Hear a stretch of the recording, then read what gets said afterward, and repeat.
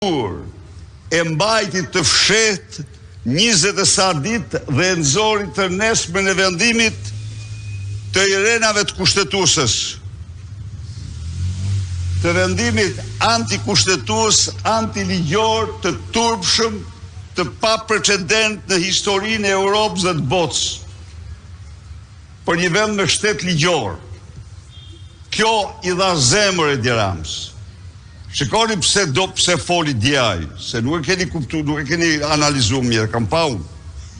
A i foli dje, sepse pas vendimit të gjykatës kushtetuese, mbyllet absolutisht çdo mundësi e institucionit të hetimit, të hetoj ministra.